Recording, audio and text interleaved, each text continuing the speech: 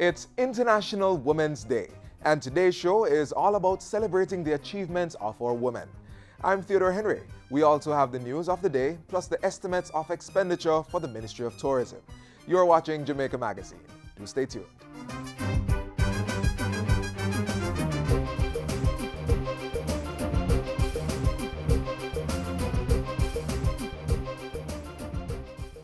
Violence against women and girls is a human problem, not just a woman's problem. It's a problem for men too. Gender violence takes many forms, including sexual assault, domestic violence, relationship abuse, sexual harassment, and sexual abuse of children. The magnitude of ongoing violence against women and children in our country is cause for alarm. We can end the violence. It requires all of us to end the violence. I call on all our men and women in Jamaica to take a stand. And men, especially, must get involved in this movement to create a better world for their daughters, their mothers, their sisters, their aunts, their uncles, their fathers, their sons, and for themselves. Let's protect and reassure. Let's unite to end gender violence.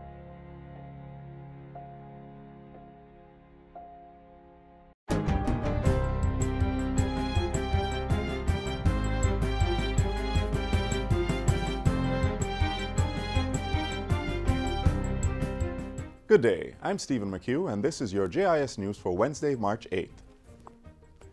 The Ministry of Education says preparations are on track to accommodate this year's Grade 6 Achievement Test, GSAT, next week.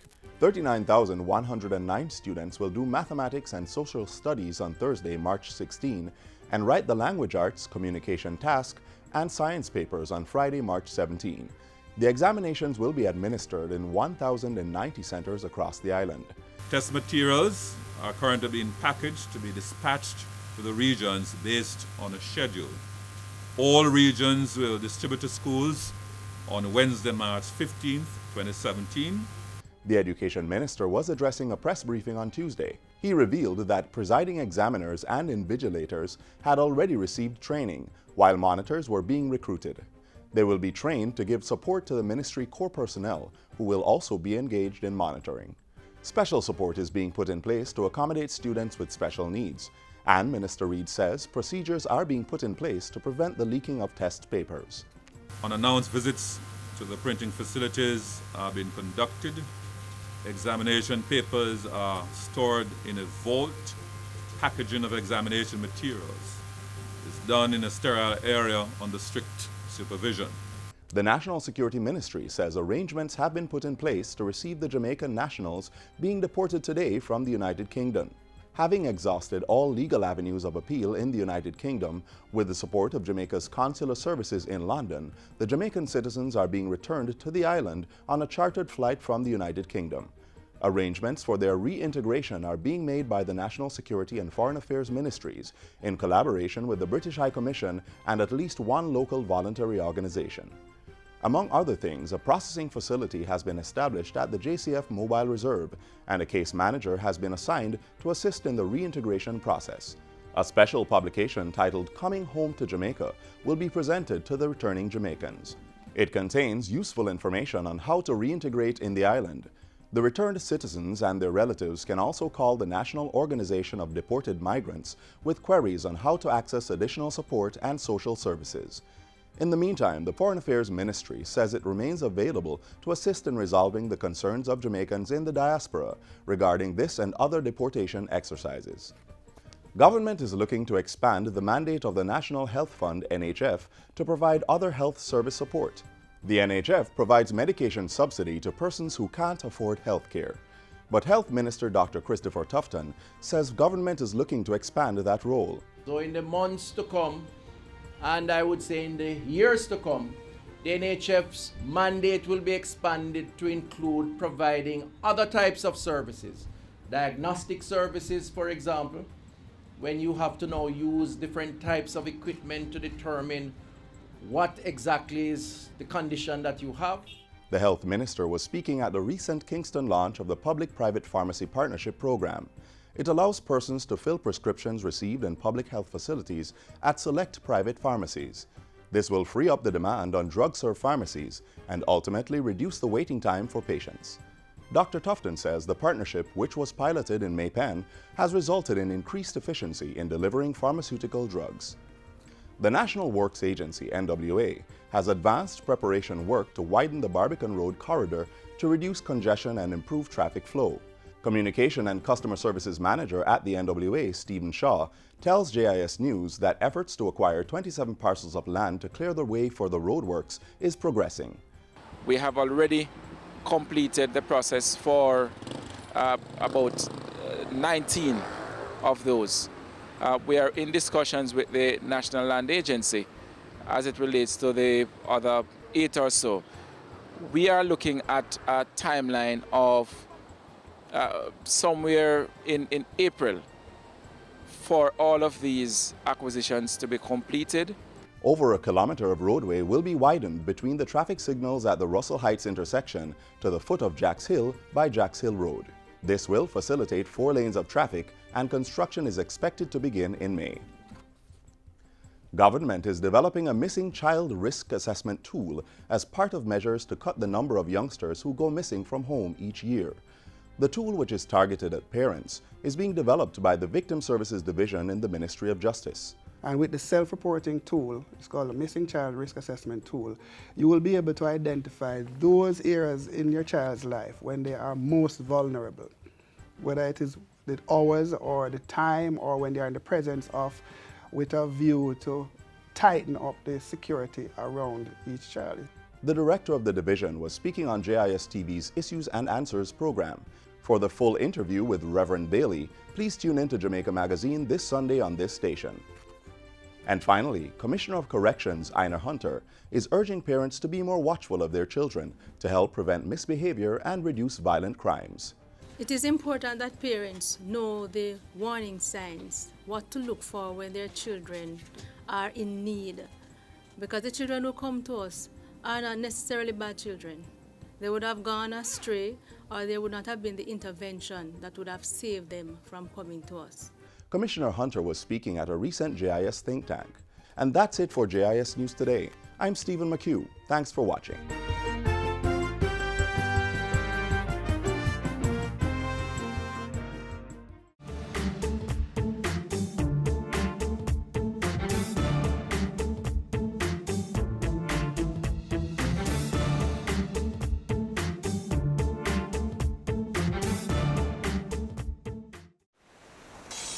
Let's get a little breeze on this land. All right. Now let's get some bounce in the rhythm. All right. Let's get some fire on our hearts.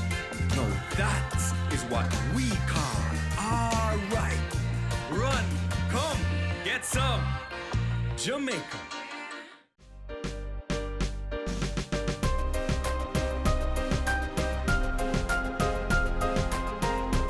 We developed the strategies and started formulating policies to drive some growth objectives of 5 million arrivals in 5 years, to earn $5 billion in that same period, to have employed directly in the industry 125,000 workers. To conduct its affairs during the 2017-2018 fiscal year, the Ministry of Tourism has been allocated $2.1 billion. Earnings from the Tourism Enhancement Fund, as well as industry training programs and inspection fees, will contribute another $4.3 billion. The money will go towards continued and improved implementation of the Tourism Master Plan to promote brand Jamaica and allow for greater earnings from the sector. Under Minister Edmund Bartlett's stewardship, the major focus this fiscal year is to increase linkages with domestic economic sectors, to expand tourism's impact on Jamaica's growth plan, and spread the benefits among a wider section of the population.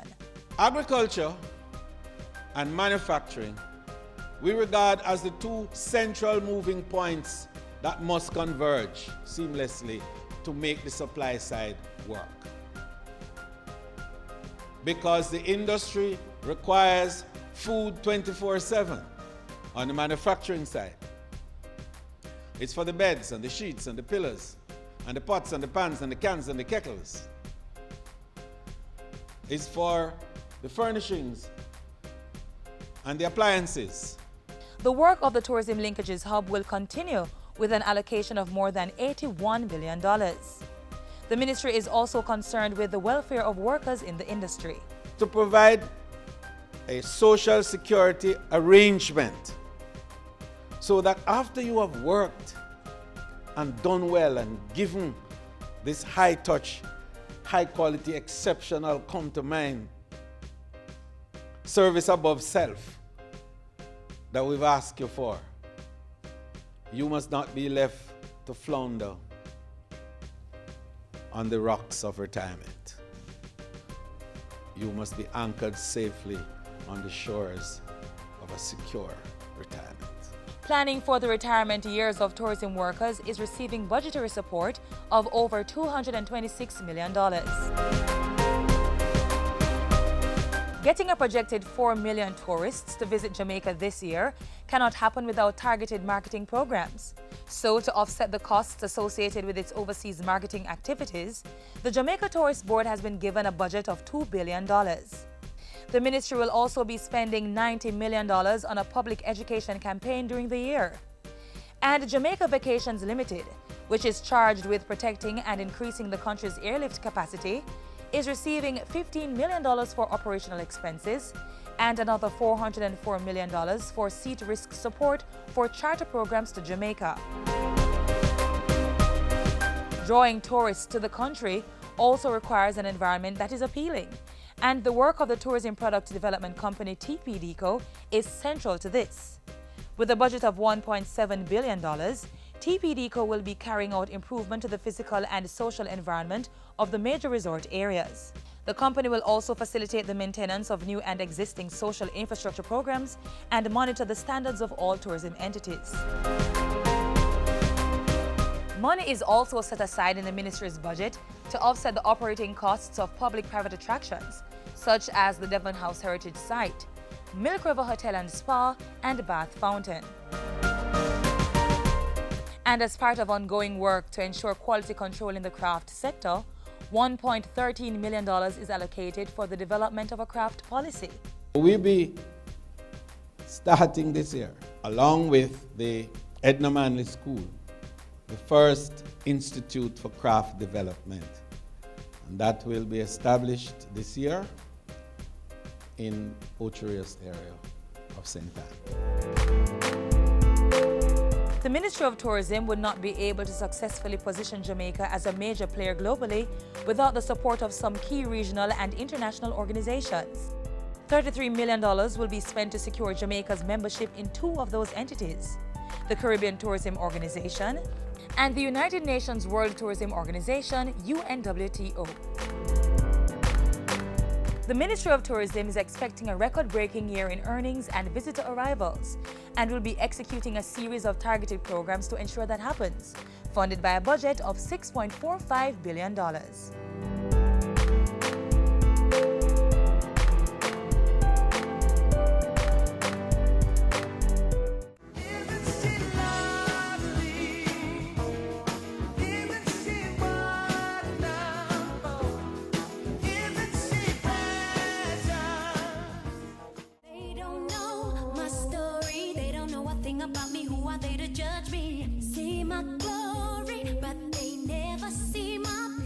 Jamaican women have shown their mettle and dominance in all spheres of life, including sports. Most noted among Jamaica's female athletes is Merlene Joyce Ottey, more commonly known as the Sprint Queen. In 1980, Ottey became the first female in the English-speaking Caribbean to win an Olympic medal. She's also the first female to run under 7 seconds in the 60 meters and under 22 seconds in the 200 meters indoors. Ottey is one of the most decorated female athletes in the history of track and field, with 14 World Championship medals, 9 Olympic medals, and has the most Olympic appearances. Another trailblazer is Dion Hemmings, who won Jamaica's first female Olympic gold when she dominated the 400-meter hurdles at the 1996 Atlanta Games. Jamaica achieved another first in 2004 when Veronica Campbell-Brown won the island's first sprint gold with her 200 meters win in Athens. And Shelley Fraser Price won Jamaica's first 100 meters gold at the 2008 Beijing Olympics. She defended and retained that title at the London Olympics in 2012. Sylvia Grant is one of the most decorated Jamaican Paralympians in recent history. Starting in 1988, Grant has been racking up medals in the pentathlon, discus and javelin events at the Paralympic, Para-Pan American and World Games, as well as the USA America's Cup.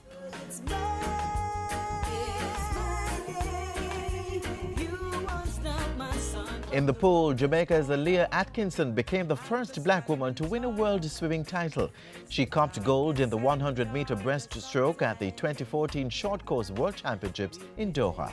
On the pitch, Stephanie Taylor created history in 2013 when she became the first person to be atop the International Cricket Council ICC's batting and bowling ranks simultaneously. Taylor is also the first West Indian cricketer to win the ICC Women's Cricketer of the Year award. And Sport Administrator Molly Rohn is the first and only Jamaican to head an international sporting body. Rohn has led the International Federation of Netball Associations since 2003. Jamaican women leading the way in sports.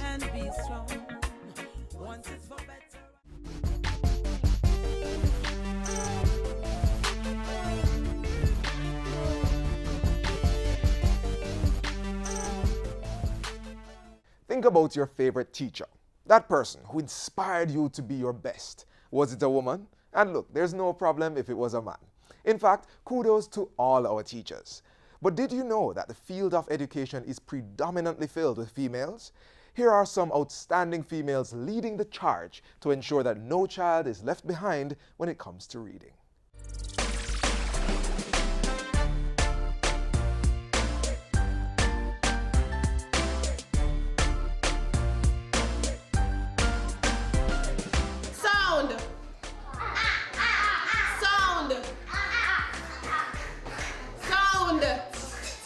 Let's try to put those together.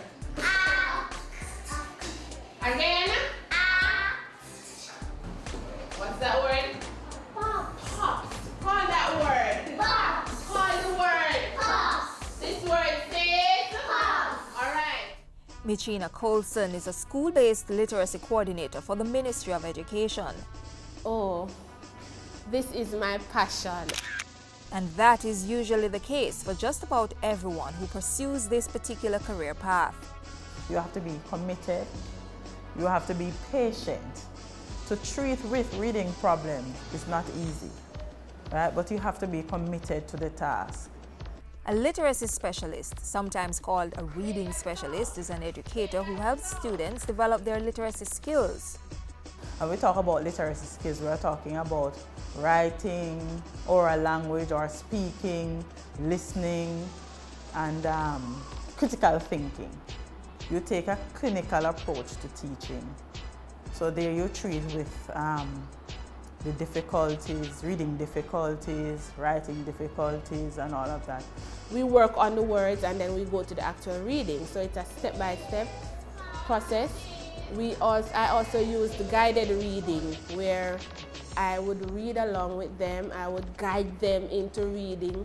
We also have those students who are performing above, and so the job of the literacy specialist is to provide enrichment programs so you know how to treat with those students as well. We tie in with the regular classes through consultation as well as through observation of what the children are doing and so on. He, come on, he forgot. So remember that word from this board. Let's read again. He forgot. Says us. Persons who take on this job are expected to have taken a number of post-secondary courses that focus specifically on literacy or reading education. A bachelor's or master's degree may be necessary. You have different tertiary institutions that you can go. I know the Jamaica University, they have a lot of reading programs, they offer a lot of reading programs, and also degree in literacy in reading. And the University of the West Indies, they also have a bachelor's course in literacy studies and a master's course as well, and you can do that face-to-face or online. And I think Monique Teachers College, they have a literacy program there as well. As long as the school or program you choose is accredited, your certification should also work in other countries. But you need to, however, learn the culture of the places that you go to, because with literacy, you have to really teach it according to culture. And locally or overseas, there is a solid demand for literacy specialists. Yes, there are. And the schools, especially the primary schools and even the high schools, they have a high demand for literacy specialists. Earning potential is also good, with local jobs attracting as much as 7-figure salaries and comparable numbers overseas. So it's very lucrative. So that I can give back really to my community, to my area, to in whatever way I can. And this is my little way of doing that. First and foremost, I have a passion. I have a love for reading, a passion for literacy. I love to help people. I love to help students. And one of my major success is getting a child who don't even know letter sounds. And at the end of a year or at the end of even 6 months, that child can read even a paragraph, and that is satisfying for me. This word says what? Fox. This word says fox. That's 2 animals already we see in the story, right? Good job. Wow.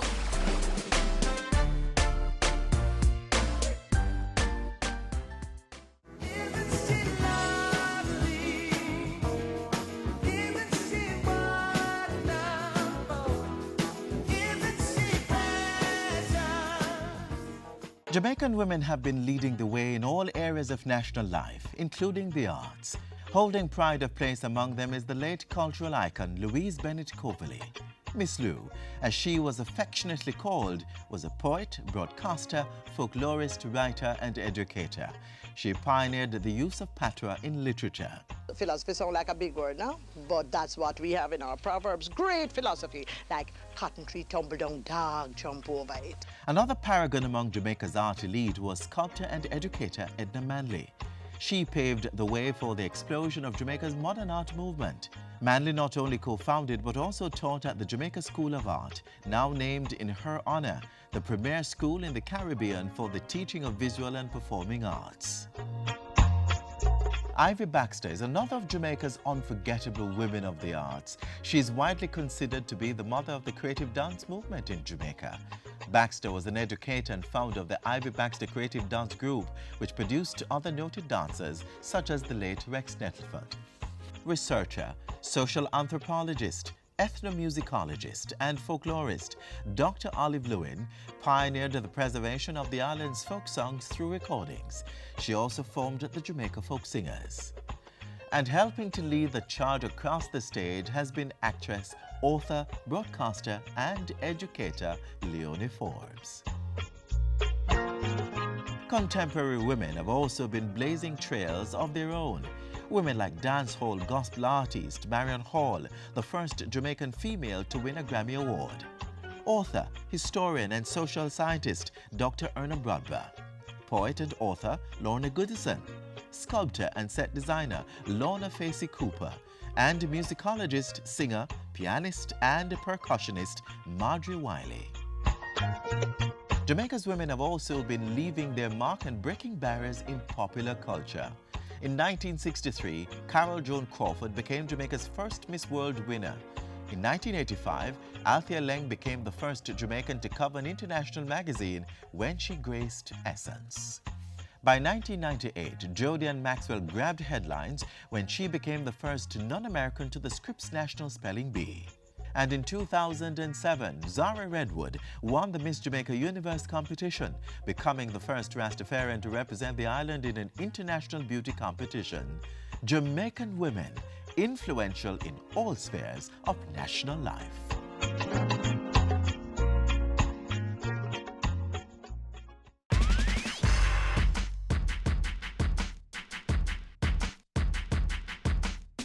International Women's Day is all about celebrating the achievements of women and seeking to remove the obstacles they face.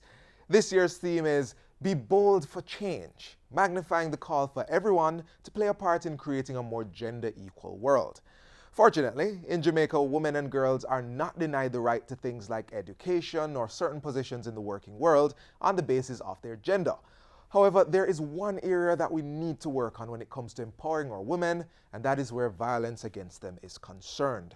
Nationally, Women's Day is being observed under the theme, Unite to End Gender-Based Violence, in order to focus on finding solutions to this national problem. One organization which offers tremendous support to all victims of crime, including gender-based violence, is the Victim Services Division of the Ministry of Justice.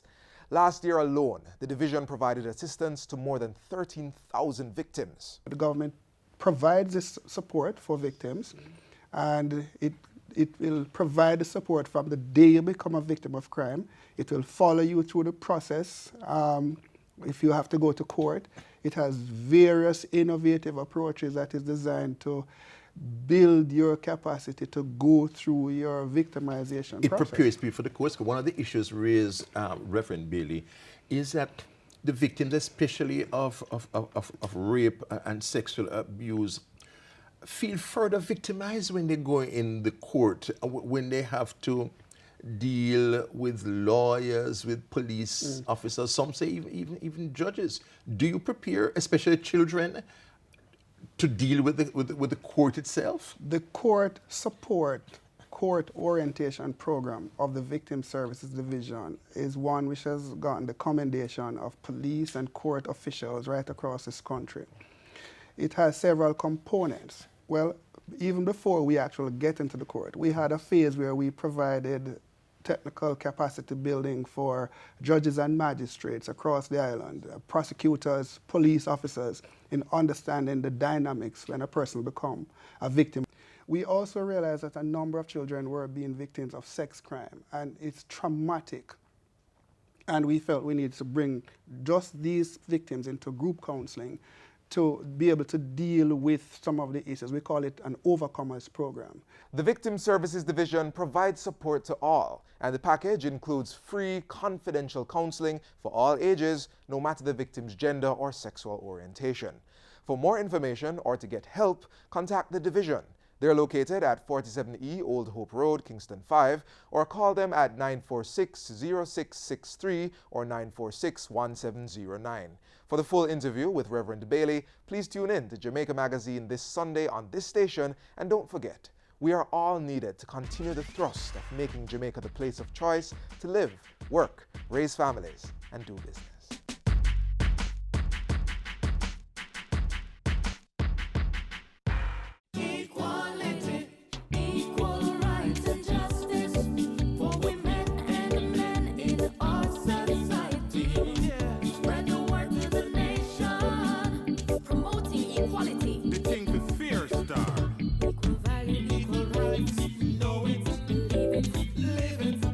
It's time for us to get it right.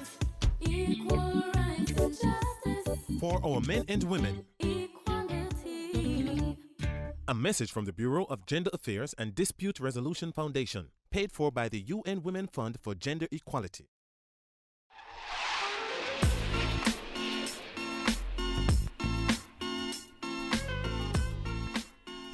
That's all we have for you today. Join us tomorrow for another edition of Jamaica Magazine. Let us know what you think about today's show. Send us an email at jamaicamagazine@jis.gov.jm. Don't forget to visit our website at jis.gov.jm, follow us on Twitter at JIS News, or like our Facebook page. I'm Theodore Henry.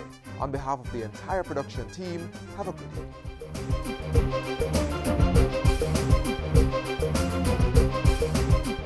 This has been a production of the Jamaica Information Service, the voice of Jamaica.